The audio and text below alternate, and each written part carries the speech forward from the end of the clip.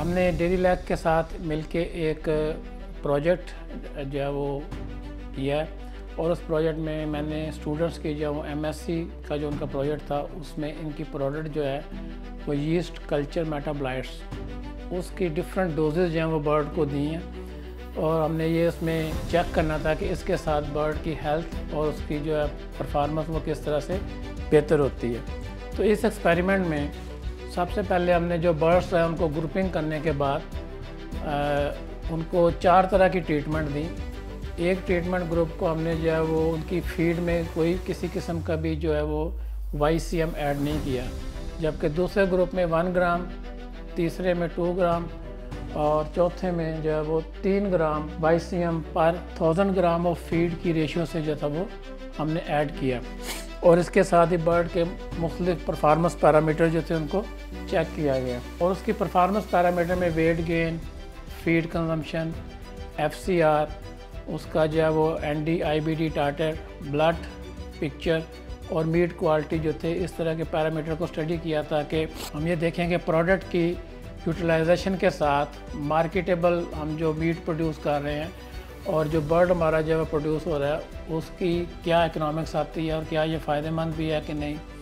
तो इस ट्रायल के अंदर सबसे बेहतर रिज़ल्ट जो था वो बर्ड के इम्यून सिस्टम के ऊपर रिज़ल्ट आया यीस्ट कल्चर मेटाबोलाइट्स का और ND और IBD टाइटर, ये 2 ऐसे पैरामीटर थे जिसमें जिन बर्ड्स को हमने जो है वो T2 ट्रीटमेंट 2 जो थी 1 ग्राम यीस्ट कल्चर मेटाबोलाइट्स पर 1000 ग्राम ऑफ फीड ऐड किया, उसमें उनकी जो है वो इम्यूनिटी वो इंक्रीज़ हुई। तो ये स्लाइड शो कर रही है ND टाइटर को और दूसरी स्लाइड शो कर रही है IBD टाइटर को। इसमें भी ट्रीटमेंट 2 1 ग्राम पर 1000 gram of feed yeast culture metabolite show best performance और बाकी पैरामीटर्स का ये कंक्लूजन आपके सामने है। रिपोर्ट कोई फाइंड आउट हमने ये चेक किया है कि बर्ड्स के अंदर जो है वो मीट क्वालिटी बेहतर होती है, उसकी वाटर होल्डिंग कैपेसिटी बेहतर हो गई, बर्ड्स के अंदर जो था HB उसका लेवल भी इम्प्रूव हुआ, WBC का लेवल भी इम्प्रूव हुआ और जिन बर्ड्स को हमने जो है वो एक्स्ट्रा प्योर मेटाबोलाइट्स दिए उनके अंदर प्रॉफिट की रेशियो जो है वो भी बाकी बर्ड्स की निस्बत ज़्यादा हुई और सबसे ज़्यादा जो प्रॉफिट आया वो उन बर्ड्स में आया जिसमें हमने 1 ग्राम पर 1000 ग्राम ऑफ फीड जो था इन यीस्ट कल्चर मेटाबोलाइट्स को यूज़ किया। अब इसका जो एक और कंक्लूजन आता है इस सारी रिसर्च को कंडक्ट करने के बाद कि यीस्ट कल्चर जो है इसका बहुत अच्छा इम्पैक्ट है बर्ड्स की इम्यूनिटी को बूस्ट करने के अंदर और उसकी गट हेल्थ को इम्प्रूव करने के अंदर और लोगों को एक प्रॉपर हाइजेनिक मीट क्वालिटी जो है उसकी प्रोडक्शन में। तो इस रिसर्च को कंडक्ट करने का जो मेन मकसद ये भी था कि इस वक्त ब्रायलर की जो फार्मिंग चल रही है उस फार्मिंग के अंदर ब्रायलर की फीड में हम जो है वो AGPs का यूज़ करते हैं, एंटीबायोटिक्स ग्रोथ प्रमोटर्स। ये एंटीबायोटिक्स हैं जिनको माइनर डोज में बर्ड को दिया जाता है क्योंकि बर्ड जो हैं वो ज़मीन पे पाले जा रहे होते हैं और उनके अंदर जो है वो माइक्रोब्स जो ज़मीन पे पालने वाले बर्ड हैं वो उनके गट में गैस्ट्रोइंटेस्टाइनल ट्रैक्ट में बहुत ज़्यादा बढ़ जाते हैं। तो इन माइक्रो ऑर्गेनिज्म को कम करें ताकि उसकी फीड की यूटिलाइजेशन अच्छी हो, उसके लिए फीड में एंटीबायोटिक्स का यूज़ किया जाता है। लेकिन चूँकि हाइजेनिक कंडीशंस हमारे कंट्री में बर्ड्स की अच्छी नहीं रखी जाती और उनकी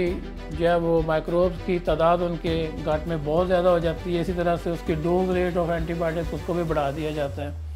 और इस बढ़ती हुई डोज रेट के साथ इस एंटीबायोटिक का रेजिड्यू इफेक्ट बर्ड के मीट में भी आ जाता है जो कि इंसानों की सेहत के लिए है वो बहुत नुकसानदेह होता है और इंटरनेशनल लेवल पे तो ये बैन है कि आप उसको